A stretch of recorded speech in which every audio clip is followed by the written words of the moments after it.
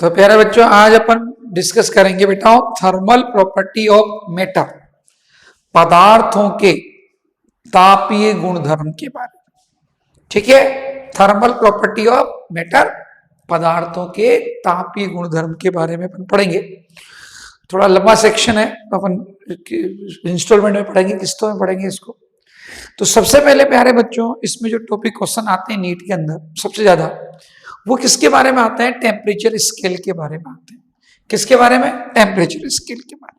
तो आप सब जानते हो प्यारे बच्चों, सबको पता है आपको। बताओ टेम्परेचर,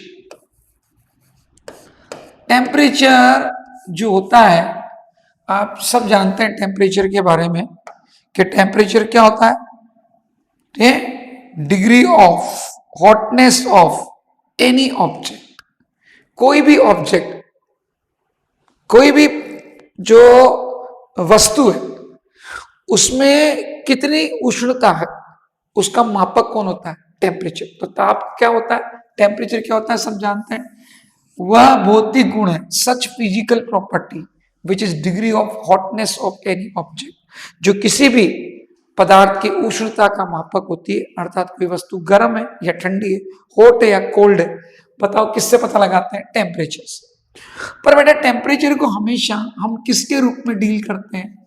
नंबर के रूप में मेजर करते हैं, नंबर के रूप में लिखते हैं। और जो भी क्वांटिटी को आप नंबर के रूप में लिखते हैं उसको मेजर करने के लिए क्या चाहिए बेटा? स्केल चाहिए। क्या चाहिए? स्केल। इसलिए बेटा टेम्परेचर को मेजर करने के लिए भी क्या बनाए गए? स्केल बनाए गए। क्यों? क्योंकि टेम्परेचर हमेशा किसके रूप में डिनोट करते हैं? नंबर। कहते हैं ना अपन कि भैया आज तो कोटा का टेम्परेचर 40 डिग्री हो गया, आज तो 18 डिग्री हो गया, आज तो -4 पहुंच गया। तो बेटा वहां पर नंबर के रूप में रिप्रेजेंट करते हैं टेम्परेचर को। और जिस भी क्वांटिटी को आप नंबर के रूप में मेजर करते हैं उसे मेजर करने के लिए क्या चाहिए? स्केल। तो प्यारे बच्चों टेम्परेचर को मेजर करने के लिए भी डिफरेंट साइंटिस्ट ने क्या बनाए? स्केल बने। अब ये जो स्केल बने, ये बहुत सारे बने स्टार्टिंग में, लेकिन जो मेन स्केल है, वो 3 ही है। तो उनके बारे में नीट में आपसे क्वेश्चन पूछता है, जैसे सेंटीग्रेड, फ़ारेनहाइट और केल्विन। ठीक है, ऐसा र्यूमर भी टेम्परेचर स्केल है, पर मेनली जो क्वेश्चन पूछता है वो सेंटीग्रेड से फ़ारेनहाइट, फ़ारेनहाइट से सेंटीग्रेड, या सेंटीग्रेड से केल्विन, केल्विन से फ़ारेनहाइट, इस तरह से पूछता है। तो हम टेम्परेचर को जो स्केल है हम ये सीखेंगे कि इन स्केलों में आपस में रिलेशन कैसे निकालें। तो प्यारे बच्चों इसके लिए मैंने आपको देखो ये लिखा है कि जो टेम्परेचर स्केल होते हैं वो कौन कौन सा है? सेल्सियस स्केल है, जिसे सेंटीग्रेड भी बोलते हैं, सेंटीग्रेड सेल्सियस एक ही बात है। केल्विन स्केल है, फ़ारेनहाइट स्केल, नॉर्मली इन्हीं को काम में लाते हैं। पर इसके अलावा जैसे फर्नेंस वगैरह जो होती हैं उनके टेम्परेचर को र्यूमर स्केल में भी डिनोट करते हैं, तो वहां पर र्यूमर स्केल भी आ जाता है। पर मेनली आपको क्वेश्चन किसके बारे में पूछेगा? वो सेल्सियस, केल्विन और फ़ारेनहाइट के बारे में। इन सब के ऊपर आपको एक तो फ्रीजिंग पॉइंट मतलब हिमांक बिंदु पता होना चाहिए। हिमांक बिंदु मतलब जिसपे बर्फ बनती है, वाटर बर्फ बन जाए, वाटर कन्वर्ट इन आइस, पानी बर्फ बन जाए, उसे हिमांक बिंदु कहते हैं। और दूसरा है भाप बिंदु, बॉइलिंग पॉइंट, जिसपे वाटर किस में कन्वर्ट हो जाए? स्टीम में, उसे कहते हैं बॉइलिंग पॉइंट। तो हर स्केल का आपको फ्रीजिंग और बॉइलिंग पॉइंट पता होना चाहिए। तो जैसे है सेंटीग्रेड या सेल्सियस में फ्रीजिंग पॉइंट कितना होता है? 0 डिग्री, और बॉइलिंग पॉइंट कितना होता है? 100 डिग्री। सबको पता है, सबको पता है 0 पे आइस बन जाता है वाटर और उसमें वेपर बन जाता है, ये सबको पता है। इसी प्रकार केल्विन में सबको पता है कि अगर आप किसी भी सेंटीग्रेड स्केल को केल्विन में चेंज करना चाहते हैं तो 273.15 ऐड करते हैं, पर नॉर्मली हम 273 लिखते हैं। तो बताओ इसमें क्या हो जाएगा? ये 273 और ये क्या हो जाएगा? 273 ऐड कर दो इसमें, केल्विन में आ गए। तो सेल्सियस केल्विन तो बहुत ईजी होते हैं। और उसके बाद है फ़ारेनहाइट, जिससे कि अपन अपना नॉर्मली बॉडी का टेम्परेचर नोट करते हैं, वो इसी में करते हैं ह्यूमन बॉडी का। तो 32 डिग्री फ़ारेनहाइट तो इसमें फ्रीजिंग पॉइंट होता है, और 212 डिग्री फ़ारेनहाइट क्या होता है? इसमें बॉइलिंग पॉइंट होता है, भाप बिंदु होता है। ऐसा र्यूमर स्केल है, वैसे यूज नहीं आता है, फिर भी आपको बता दें ये इसमें फ्रीजिंग पॉइंट है, ये इसमें बॉइलिंग पॉइंट है। तो ये आपके पास में स्केल है। नॉर्मली मैंने कहा ना कि 3 सबसे ज्यादा क्वेश्चन आते हैं, और वैसे हमने 4 लिखे हैं क्योंकि चौथे का भी क्वेश्चन पूछ सकता है, नई नीट के जो क्वेश्चन आएंगे उसके अंदर। पुराने में इन 3 के बारे में डिस्कस किया। वैसे तो वो कोई सा भी नया स्केल भी बना के पूछ सकता है, वो भी आपको क्वेश्चन सिखाएंगे, लेकिन नॉर्मली ये 4 स्केल होते हैं। अब प्यारे बच्चों, इनमें अपन रिलेशन बनाए चारों में, तो देखो रिलेशन कैसे बनाते हैं, ध्यान सुनो, ध्यान सुनो। जैसे कि नॉर्मली जो स्केल काम में लाते हैं उनकी हम चर्चा करें, सेंटीग्रेड, केल्विन और फॉरेनहाइट की चर्चा करें। तो बताओ, हमने लिख दिया सेंटीग्रेड में, बोलो बॉयल जो मेल्टिंग पॉइंट है, मेल्टिंग लोअर पॉइंट को नीचे लिख दिया, अपर को कहाँ लिख दिया हमने, ऊपर लिख दिया।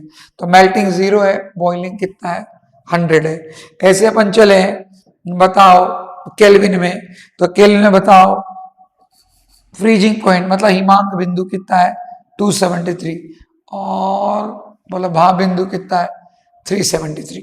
ऐसे बेटा अपन फॉरेनहाइट में चले, तो फॉरेनहाइट के अंदर जाएं तो इसमें फ्रीजिंग पॉइंट तो है 32, और ये मैक्सिमम पॉइंट कितना है, बॉइलिंग पॉइंट 212। बताओ इसके अंदर जो डिफरेंस है दोनों के बीच का वो कितना है, 100 है। इनके बीच भी डिफरेंस कितना है, 100 है। पर बताओ इनके बीच जो डिफरेंस है डायरेक्ट वो कितना है, 180 है। कितना है, 180। अब प्यारे बच्चों, इन तीनों स्केल में आप रिलेशन बहुत इजीली बना सकते हैं, बहुत इजीली। कैसे बताओ, माना इसमें टीसी, इसमें टीके और इसमें टीएफ आपस में क्या है, इक्वल टेम्परेचर, मतलब अपने बीच में ले लिया। इसमें टीसी है, टीसी मतलब temperature in centigrade, temperature in kelvin, temperature in Fahrenheit. अब देखो रिलेशन कैसे बनाते हैं, पहले इन दोनों का डिफरेंस निकालो अपॉन पूरे का डिफरेंस। तो टीसी -0 क्या होगा, टीसी अपॉन 100। बोले इसमें टीके -273 अपॉन 100, इसमें टीसी टीएफ -32 अपॉन 180। तो बोलो ये 3 जो मेन स्केल है जिसमें सबसे ज्यादा क्वेश्चन पूछते हैं, उनमें आप रिलेशन ऐसे आराम से बना सकते हैं, और इसको सोल्व करके थोड़ा स्मॉल भी कर सकते हैं। जैसे स्मॉल कैसे कर सकते हैं, बोलो ये 0 0 यहाँ से कैंसिल है। ऐसे बताओ ये कितनी बार कट जाएगा, 2 से 5 टाइम्स, ये कितनी बार, 9। तो आप इस रिलेशन को इजी वे में ऐसे भी लिख सकते हैं, टीसी अपॉन 5 टीके -273 अपॉन 5 एंड टीएफ -32 अपॉन 9। ऐसे भी आप लिख सकते हैं इस रिलेशन ऐसे। पर रिलेशन यहां से आप निकाल लें, 0 100 लिख लिया, इसमें बीच में कोई भी टेम्परेचर टीसी टीके टीएफ, तो इन दोनों का डिफरेंस अपॉन टोटल डिफरेंस, इन दोनों का डिफरेंस अपॉन टोटल डिफरेंस, इन दोनों का डिफरेंस अपॉन टोटल डिफरेंस। तो तीनों में रिलेशन आ गया। तो आपको फॉरेनहाइट में टेम्परेचर दे, सेंटीग्रेड में चेंज कर सकते हो, केल्विन में दे, सेंटीग्रेड में चेंज कर सकते हो, केल्विन में दे, फॉरेनहाइट में चेंज कर सकते हो। अब ऐसे ही कोई बच्चा का सर डाइट हम तो र्यूमर वगैरह सबका एक साथ चाहते हैं, तो ये रिलेशन ध्यान रख लो। ये तो आपको यहाँ देख ही लिया है, ये रहा देखो, ये मैंने बनाया TF -32 TK -2, ये तो है सी। ऐसे ही र्यूमर के अंदर बैठा हूँ, TR अपॉन कितना होता है, 4। तो र्यूमर से आप फॉरेनहाइट, फॉरेनहाइट से र्यूमर में भी जा सकते हैं। वैसे आज तक ये नीट में नहीं पूछा गया, पर पूछ ले तो आप चारों में ये रिलेशन होता है। इसमें आपको कोई भी टेम्परेचर दे, एक स्केल में आप दूसरे स्केल में चेंज कर सकते हैं। तो मेनली 3 के अंदर फॉर्मूला बनाना सिखाई दिया, चारों के अंदर ये रिलेशन ध्यान रखें, TR अपॉन 4 एक्स्ट्रा और आ जाएगा इसमें। तो ऐसे आप रिलेशन निकाल सकते हैं। अब ध्यान रखें ह्यूमन बॉडी का, चूंकि बायो का पेपर मतलब नीट है, बायो वाले बच्चे होते हैं, तो ह्यूमन बॉडी का टेम्परेचर पूछे सेंटीग्रेड में कितना होता है, तो भैया सेंटीग्रेड पैमाने में कितना होता है, 37 होता है। ऐसे केल्विन में पूछ ले तो कितना होता है, 310 केल्विन होता है। ऐसा फॉरेनहाइट में पूछे तो कितना होता है, 98.6 डिग्री फॉरेनहाइट होता है। तो ह्यूमन बॉडी का टेम्परेचर भी आपको पता होना चाहिए, पूछ सकता है आपको। ठीक है प्यारे बच्चों। अब प्यारे बच्चों जैसे इस पे क्वेश्चन बना, अब क्वेश्चन कैसे बनेगा, जैसे पूछा बताओ वह टेम्परेचर बताओ जो सेल्सियस और फॉरेनहाइट स्केल पे क्या होता है, सेम होता है, बराबर होता है। किस टेम्परेचर, कौन सा ऐसा टेम्परेचर है जो दोनों स्केल पे क्या आता है, इक्वल आता है। तो बहुत इजी है, कैसे, आप जाओ बताओ किसकी बात कर रहा है, सेल्सियस और फॉरेनहाइट। सेल्सियस और फॉरेनहाइट में रिलेशन क्या है, यहां से आ जाओ, यहां से सेल्सियस और फॉरेनहाइट में रिलेशन ये लो, ये ले बीच का, दोनों इक्वल ले ले। चलो क्या रिलेशन है बताओ, TC upon 5 equals to TF minus 32 upon 9। ये सेंटीग्रेड फॉरेनहाइट में रिलेशन है। और वो कह रहा है कि वो टेम्परेचर बताओ जो दोनों पे सेम है, लेट वो x है, तो x लिख दो यहाँ, x लिख दो यहाँ, बोलो क्रॉस मल्टीप्लाई करो, 9x equals to 5x minus कितना हो गया 160, बोलो इधर ले आओ 4x इक्वल्स टू माइनस 160, 40, बोलो माइनस 40 डिग्री टेम्परेचर ऐसा है जो दोनों स्केल पे क्या रहता है, सेम। तो वो सुनिए, आपको एक में वैल्यू देके दूसरे में वैल्यू पूछेगा, ये कहेगा कौन सा टेम्परेचर दोनों पे सेम है, तो रिलेशन आपको बता ही दिए गए, उसमें दोनों की वैल्यू x लेके x की वैल्यू निकाल लो, आंसर आ जाएगा। तो ऐसे ही बस ये रिलेशन ध्यान रखो।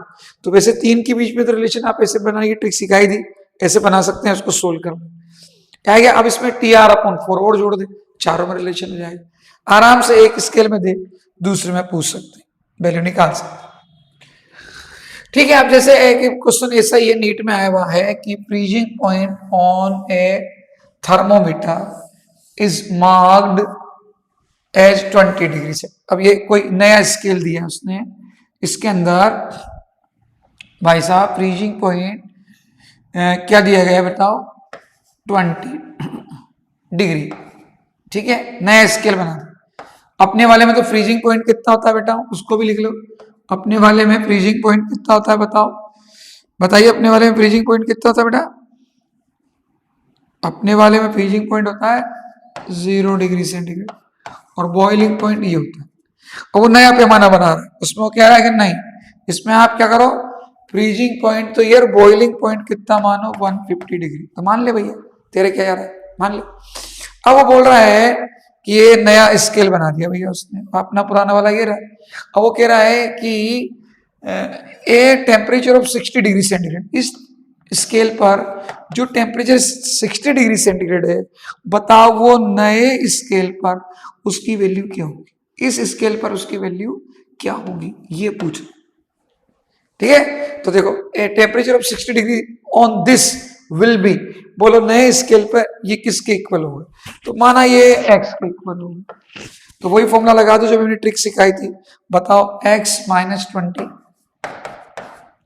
अपॉन दोनों का डिफरेंस, बोलो 150 में से 20 को माइनस करो कितना आएगा 130, और बताओ ऐसे यहां पर 60 माइनस 0 अपॉन दोनों का डिफरेंस 100। अब इसको सोल्व कर लो, 0 कट गया, 0 कट गया, x इक्वल्स टू कितना आएगा बताओ, कितना आएगा -20 18 7, x इक्वल्स टू कितना आ गया 98 डिग्री। ऑप्शन होगा 90 डिग्री, 90। तो ऐसे आपको नया टेम्परेचर स्केल भी दे दे तो कोई दिक्कत नहीं है, आप तो कोई तरीका निकालो। ये तो अपना पुराना वाला स्केल है, उसने कहा है नया स्केल और बना दिया मैंने, इसमें ये है तो नया टेम्परेचर बताओ, तो इससे कंपेयर करो, तो वही इन दोनों का डिफरेंस, ठीक है, अपॉन टोटल का डिफरेंस इक्वल कर दो, आंसर है। तो ऐसा क्वेश्चन भी पूछ सकता है नए स्केल के बारे में, जैसे और भी पूछा गया देखो नीट के अंदर, जैसे 2008 का क्वेश्चन है, बताओ ये क्या दिया गया है कि on a new scale of temperature and called W scale, उसने नया स्केल बना दिया भैया, उसने कहा कि मेरे पास में एक नया स्केल है W स्केल, ये W स्केल, ठीक है। अब बताओ इसमें वो कह रहा है, क्या कह रहा है भाई साहब, क्या कह रहा है कि इसमें फ्रीजिंग पॉइंट कितना है 39 और ये कितना है 230, ये नया दे दिया ठीक है। अब वो बोल रहा है 39 डिग्री सेंटीग्रेड, सेंटीग्रेड स्केल बना लो, बोलो सेंटीग्रेड जो स्केल होता है उसमें दो टेम्परेचर होते हैं, तो 0 डिग्री और इधर कितना होता है 100 डिग्री, ठीक है। अब बताओ इसमें जो टेम्परेचर 39 डिग्री सेंटीग्रेड है, कह रहा वो नए पर क्या हो, माना x होगा, तो वही फॉर्मूला लगा दो, x माइनस 39 अपॉन दोनों का डिफरेंस कितना है 200, बोलो इनमें 39 अपॉन इन दोनों का डिफरेंस कितना है 100, ये कट जाएगा, ठीक है। इसको क्रॉस मल्टीप्लाई कर दो बेटा, ठीक है, क्रॉस मल्टीप्लाई कर दो और बताओ बताओ, क्रॉस मल्टीप्लाई करो और ये x की वैल्यू निकाल लो, बोलो कितना आएगा, x इक्वल टू कर देते हैं 39 प्लस 18 और 3 2 6 7, बोलो ये आंसर है x की वैल्यू। तो ये 2008 के अंदर क्वेश्चन पूछा गया, तो आप आराम से आंसर निकाल सकते हैं। कोई सा भी क्वेश्चन आ जाए, जिससे भी कंपेयर कर रहा हो, सेंटीग्रेड से कराए तो सेंटीग्रेड बना लो, उसने नया स्केल दिया उसको बना लो, इसमें कोई नया टेम्परेचर पूछेगा तो बस इन दोनों का डिफरेंस माइनस टोटल इन दोनों का difference upon total difference equals to इन दोनों का डिफरेंस अपॉन टोटल। जो मैंने स्टाइल सिखाई है उसी पे चल, तो अपने आप आपका आंसर आ जाएगा। समझ रहे हो? तो ऐसे बेटाओ आपको स्केल के बारे में बस यही ध्यान रखना है कि या तो वो 4 स्केल दे तो उनमें रिलेशन मैंने आपको बता ही दिया कि वो जो 4 है टेम्परेचर स्केल, उनका रिलेशन तो मैंने आपको ये बता ही दिया, बोला ये बता ही दिया। ये इसके हमेशा ध्यान रखो कि भैया केल्विन, सेंटीग्रेड, फ़ारेनहाइट और र्यूमर में ये रिलेशन है। आप इसमें किसी को भी आपस में एक्सचेंज कर सकते हैं, इसमें क्वेश्चन आ सकता है। अब अगर वो नया स्केल दे दे तो भी आपको करना वो ये जो इसमें मैंने आपको इन तीनों स्केल में सिखाया, इन दोनों का डिफरेंस अपॉन टोटल डिफरेंस, इन दोनों का डिफरेंस अपॉन टोटल डिफरेंस, इन दोनों का बटा टोटल, आपस में क्या होता है, इक्वल। इससे आप आराम से कोई भी नया स्केल दे दे उसके न्यूमेरिकल भी सोल्व कर सकते हैं। ठीक है, तो ये तो टेम्परेचर स्केल के क्वेश्चन आ गए। इसके बाद प्यारे बच्चों आपको क्वेश्चन पूछ सकता है थर्मल एक्सपेंशन के बारे में। किसके बारे में? थर्मल एक्सपेंशन के बारे में।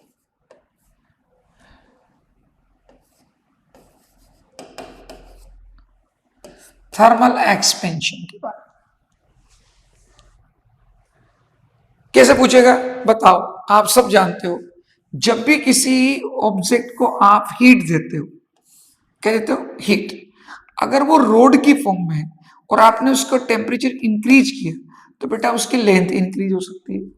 अगर वो प्लेट की फॉर्म में है और आपने उसका टेम्परेचर इंक्रीज किया तो बेटा उसकी लेंथ भी इंक्रीज होगी, ब्रेथ भी, मतलब एरिया में चेंज आएगा। और अगर ऑब्जेक्ट वॉल्यूम की फॉर्म में है और आपने उसका टेम्परेचर इंक्रीज किया तो उसका वॉल्यूम में चेंज आएगा। तो बताओ, जो ऑब्जेक्ट होते हैं, जो सॉलिड ऑब्जेक्ट होते हैं, बात करें ओनली सॉलिड की, तो सॉलिड ऑब्जेक्ट 3 टाइप के होते हैं, 1D, 2D और 3D। तो सॉलिड ऑब्जेक्ट में बताओ, जब भी आप उन्हें हीट देंगे तो उनकी लेंथ में, एरिया में या वॉल्यूम में एक्सपेंशन हो सकता है। इसलिए बेटा सॉलिड में थर्मल एक्सपेंशन कितने टाइप का होता है? 3 टाइप का होता है। एक लीनियर एक्सपेंशन, एक एरियल एक्सपेंशन, एक वॉल्यूम एक्सपेंशन। 3 टाइप का थर्मल एक्सपेंशन होता है किसमें? सॉलिड में। पर अगर हम यही बात करें किसकी बेटा? लिक्विड और गैस की, तो बताओ अगर आप लिक्विड की बात करें और गैस की बात करें तो बताओ लिक्विड और गैस का तो केवल क्या चेंज होता है बताओ? ना तो उनकी कोई लेंथ होती है, ना उनका कोई एरिया होता है, डायरेक्ट क्या होता है? वॉल्यूम। तो लिक्विड और गैस के केस में केवल वॉल्यूम में एक्सपेंशन होता है। तो बताओ सॉलिड में तो 3 तरह के एक्सपेंशन के फॉर्मूले आपको ध्यान रखने पड़ेंगे, एक तो लीनियर के लिए, एक एरियल के लिए और एक किसके लिए? वॉल्यूम के लिए। जबकि गैस के लिए और लिक्विड के लिए केवल वॉल्यूम में एक्सपेंशन है।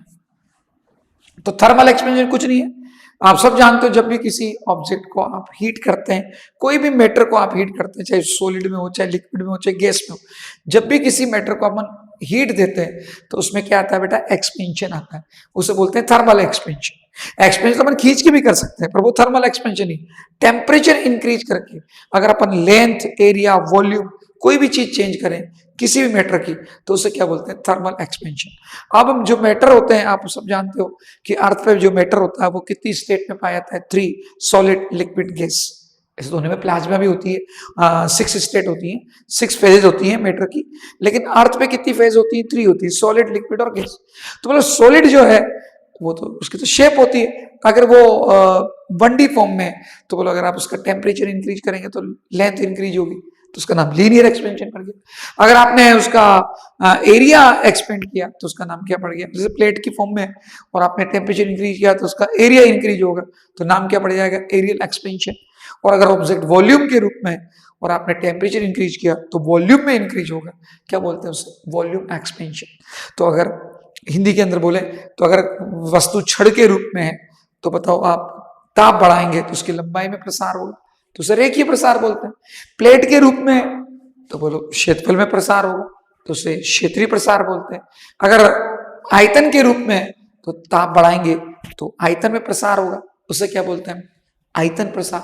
तो बोलो ठोस अवस्था में 3 तरह का प्रसार होता है, रेखीय, क्षेत्रीय और आयतन। इंग्लिश में सॉलिड में 3 तरह का एक्सपेंशन होता है, लीनियर, एरियल और वॉल्यूम। और लिक्विड और गैस में का तो कोई शेप होती नहीं है, तो उनका तो कोई चक्कर ही नहीं, उनका तो वॉल्यूम होता है, तो वॉल्यूम में एक्सपेंशन होता है, उनके केवल आयतन में वृद्धि होती है। किसमें वृद्धि होती है, आयतन। आई बात समझ में। तो इस प्रकार प्यारे बच्चों हम डिस्कस करते हैं पहले सॉलिड के बारे में। तो बताओ सॉलिड में 3 तरह का एक्सपेंशन है, एक कौन सा है, लीनियर एक्सपेंशन, लीनियर एक्सपेंशन। अब बताओ लीनियर एक्सपेंशन क्या चीज है, आपको सबको पता है। ये अपने पास माना एक रोड है मेटलिक, इसकी इनिशियल लेंथ माना 0 डिग्री सेंटीग्रेड पे कितनी है, L नोट है। आपने टेम्परेचर बढ़ाया और ये L नोट से इंक्रीज होके कितनी हो गई, LT। तो बोलो इसमें जो रेशनल चेंज आया लेंथ में, LT minus L0 upon L0, rational change. बोलो वो टेम्परेचर में गेन के क्या होता है, प्रोपोर्शनल। बोलो प्रोपोर्शनलिटी का मार्क हटाते हैं तो क्या लगाते हैं प्यारे बच्चों, कांस्टेंट लगाते हैं। अल्फा एल लगा सकते हो, ओनली अल्फा लगा सकते हो। अगर अल्फा एल लगाया तो एरियल में अल्फा ए, वॉल्यूम में अल्फा वी लगा देंगे। और अगर आपने इसमें अल्फा लगाया तो उसमें बीटा गामा लगा देंगे। अलग बुक्स का अलग कंसेप्ट है। तो बताओ ये पूरी आपके पास में स्ट्रेन आ गई, change in length upon initial length, इसको हम क्या बोलते हैं, स्ट्रेन। तो आप स्ट्रेन यहां से निकाल सकते हैं। अगर आपको स्ट्रेन ना पूछ के परसेंटेज चेंज पूछे लेंथ में टेम्परेचर इंक्रीज करने पर, तो आप इसको 100 से मल्टीप्लाई कर दें तो बोलो लेंथ में परसेंटेज चेंज भी आ जाएगी बेटा। Alpha L linear expansion coefficient है, डरो मत, वो आपको दिया जाएगा।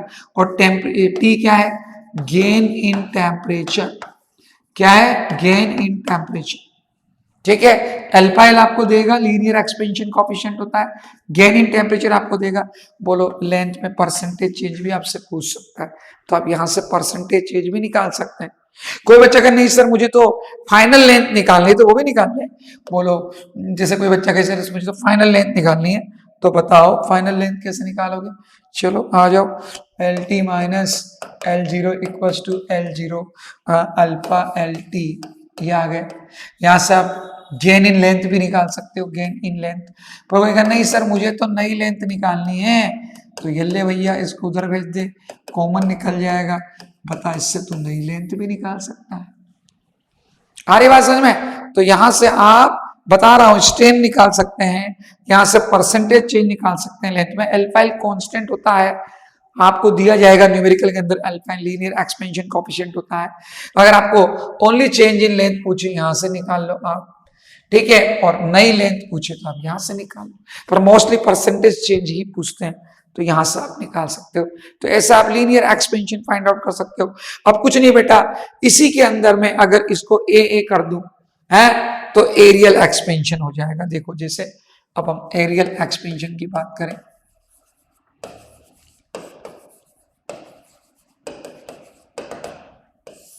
जैसे ये प्लेट है, ये प्लेट है,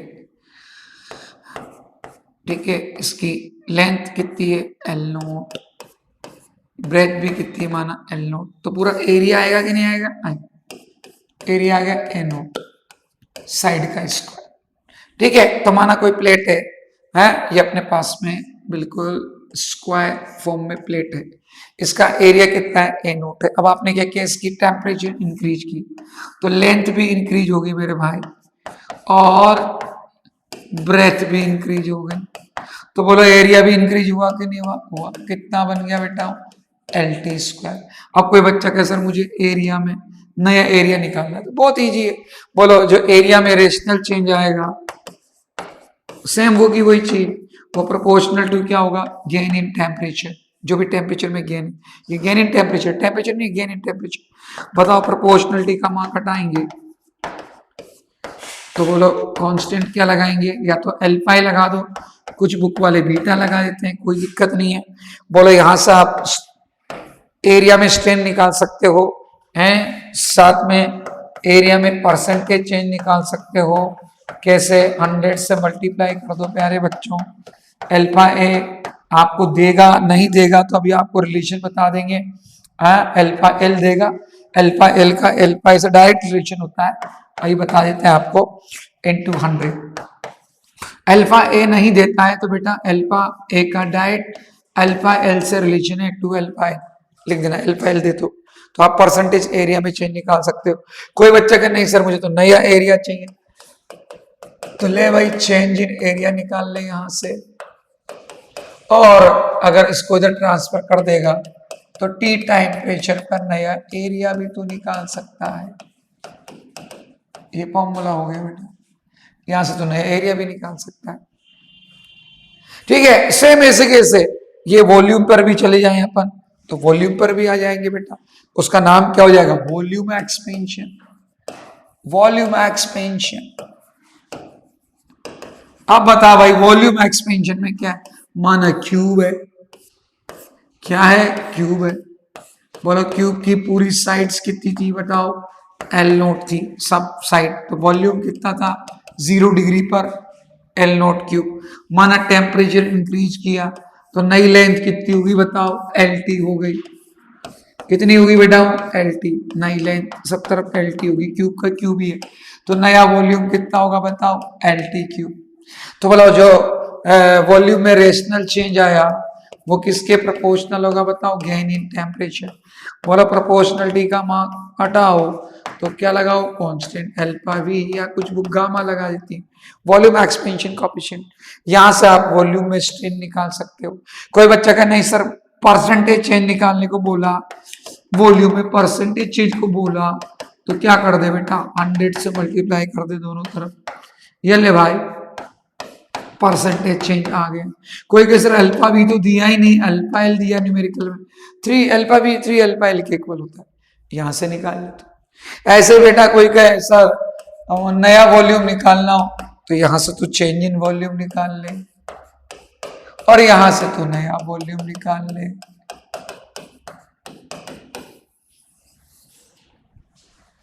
आई बात समझ में? तो इस प्रकार प्यारे बच्चों आपको linear expansion, areal expansion, volume expansion, किसी के भी न्यूमेरिकल आप आराम से निकाल सकते हो। मेनली परसेंटेज के क्वेश्चन आते हैं, चेंज के क्वेश्चन आते हैं, और ध्यान रखें अल्फा एल देगा वो अल्फा ए 2 अल्फा एल के इक्वल होता है, अल्फा वी 2 3 अल्फा एल के इक्वल होता है। तो आप आराम से इसके न्यूमेरिकल कर सकते हैं। जैसे मैं आपको 1-2 क्वेश्चन बताता हूं इसके, जैसे देखो क्वेश्चन बताएं आपको, देखो जैसे हम आपको क्वेश्चन बताते हैं और भी इसके, जैसे देखो अब आपको दिया गया ये क्वेश्चन कि एक कॉपर रोड है, ठीक है, आपकी नीट का एक क्वेश्चन है, और उसकी लेंथ कितनी दे रहा है? 88 सेंटीमीटर। कॉपर लेंथ की, कॉपर की इनिशियल लेंथ कितनी है? 88 सेंटीमीटर, L0 कॉपर, ठीक है। और aluminium road of unknown length, L0 aluminium पता नहीं है भाई, पता नहीं है, ठीक है, अननोन लेंथ है। Difference in length independent on increase in temperature, मतलब वो कह रहा है कि डिफरेंस पता है इनकी जो लेंथ में इंक्रीज हुआ, वो कह रहा है वो टेम्परेचर पे डिपेंड नहीं करता है, वो टेम्परेचर पे डिपेंड नहीं करता है। तो इसका मतलब दोनों की लेंथ में जो गेन है वो क्या है? सेम है। और अभी देखो मैंने आपको फॉर्मूला बताया है प्यारे बच्चों, अभी मैंने आपको फॉर्मूला बताया है कि ये देखो गेन इन लेंथ का फॉर्मूला क्या होता है बताओ? ये गेन इन लेंथ का फॉर्मूला क्या होता है? L0 alpha L T, L0 alpha L T, जब टी क्या है? गेन इन टेम्परेचर, ठीक है। तो बताओ अपन उस क्वेश्चन पे वापस आए तो क्वेश्चन कहां गया? ये रहा। तो बताओ, अब बताओ गेन इन टेम्परेचर का दोनों की सेम है, टेम्परेचर पे डिपेंड नहीं कर रही। तो बताओ गेन इन टेम्परेचर का फॉर्मूला क्या था बताओ, L not alpha L T था, अल्फा एल टी। अब बताओ यहाँ कॉपर के लिए लिखें तो ये सब कॉपर के हो जाएंगे, इधर बताओ एल्यूमिनियम के लिए लिखें तो ये सब किसके लिए हो जाएंगे, एल्यूमिनियम के लिए। अब बताओ टी से टी तो कट जाएगा क्योंकि गेन इन टेम्परेचर पे तो डिपेंड नहीं कर रहा, सेम है। अब बताओ लेंथ ऑफ एल्यूमिनियम, तो बताओ लेंथ ऑफ कॉपर आपको दे रखी है, लेंथ ऑफ कॉपर आपको दे रखी है, कहाँ है, एरी 88 सेंटीमीटर। ये देखो एलओ सी यू दे रखी है आपको, ये दे रखी, अल्फा सी यू आपको दे रखा है, देखो दे रखा है। बताओ एल्यूमिनियम की लेंथ आप पूछिए, अल्फा एल आपको दे रखा है, बोलो सारी वैल्यू पुटअप कर लो तो आप L O L find out कर सकते हैं कि नहीं कर सकते हैं, बहुत इजीली फाइंड आउट कर सकते हैं। L O aluminium equals to L O C U, alpha C U upon alpha L. तो बोलो यहां से लेंथ में चेंज आएगा कि नहीं आएगा, आराम से चेंज निकाल सकते हैं भाई वजन में। तो ये ऐसे क्वेश्चन आ जाते हैं तो डरने की जरूरत नहीं है, बहुत इजीली आप क्वेश्चन कर सकते हैं। ऐसे देखो यह भी आपके नीट का एक क्वेश्चन है कि coefficient of linear expansion of दो मेटल दे दिया आपको, ब्रास और स्टील, और इनके लीनियर एक्सपेंशन कोफिशिएंट कितने हैं, अल्फा 1 अल्फा 2, ठीक है, और इनकी इनिशियल लेंथ भी दे रखी है L1 L2। If L2 minus L1 is maintain same, वापस देखो वही क्वेश्चन है, L2 माइनस L1 मतलब पहले की लेंथ और बाद की लेंथ का डिफरेंस। तो मैंने अभी आपको बताया, बताओ दोनों की लेंथ का जो डिफरेंस होता है LT माइनस L0 होता है, बोलो वो किसके इक्वल होता है, L0 अल्फा टी के इक्वल होता है, अभी मैंने आपको बताया है। तो बताओ इसने क्या कहा आपसे कि बताओ दोनों का लेंथ में चेंज सेम है, तो लेंथ में चेंज सेम है तो बताइए प्यारे बच्चों दोनों के लिए इसकी वैल्यू भी क्या होगी, सेम। मतलब एल ओ जो ब्रास है अल्फा 1 है उसका ये जो थर्मल एक्सपेंशन कोफिशिएंट है, और टेम्परेचर कितना है, गेन इन टेम्परेचर कितना है टी, और दूसरी कौन सी है, स्टील है, कौन सी है, स्टील, और उसका ये दे रखा है L2 लेंथ दे रखी है, और उसका भी गेन इन टेम्परेचर कितना है T, तो T से T कट जाएगा, तो इसकी लेंथ उसने L1 दी, तो L1 alpha 1 L1 alpha 1 equals to क्या होगा बताओ, L2 अल्फा 2, क्योंकि उसने लेंथ देखो आप ध्यान से L1 L2 दे रखी है, लेंथ क्या दे रखी है उसने, ये देखो L1 और L2, और ये अल्फा 1 अल्फा 2। तो बताओ रिलेशन सही कौन सा होगा, उसने कहा कौन सा रिलेशन बिल्कुल सही होगा, तो आप देख सकते हैं कौन सा सही होगा, बताओ ये अल्फा L1 बराबर अल्फा 2 L2, देखो बोला आंसर आया कि नहीं आया। तो आप बहुत इजीली थर्मल एक्सपेंशन के इस तरह क्वेश्चन कर सकते हैं। ऐसे आपको एरियल एक्सपेंशन की पूछे तो मैंने आपको बता दिया, वही बस एल की जगह ए हो जाता है बेटा, उसमें उस वाले में या ए आ जाएगा, ये एरियल में ए आ जाता है, ठीक है, ये अल्फा ए हो जाता है, और अल्फा ए या फिर आप बीटा लिखना चाहो तो बीटा भी लिख सकते हो, और उसका रिलेशन क्या होता है 2 अल्फा, तो वापस अल्फा में चेंज कर सकते हो आप, उस एरियल में ए आ जाता है बस यहाँ पर, और वॉल्यूम वाले में क्या आ जाता है बताओ, वी आ जाता है। तो आप ऐसे थर्मल एक्सपेंशन के क्वेश्चन भी इजीली कर सकते हैं, ठीक है प्यारे बच्चों। तो एक तो टेम्परेचर स्केल का मैंने आपको क्वेश्चन सिखा दिया, एक थर्मल एक्सपेंशन पे, इन पे नीट पे क्वेश्चन आते हैं, वही बता रहा हूं मैं आपको क्वेश्चन। अब प्यारे बच्चों तीसरा जो हम टॉपिक लेंगे वो लेंगे हीट ट्रांसफर, कि जब भी कभी हीट ट्रांसफर होती है, ठीक है, तो पता हो हीट ट्रांसफर के कितने मेथड होते हैं, कंडक्शन, कन्वेक्शन और रेडिएशन।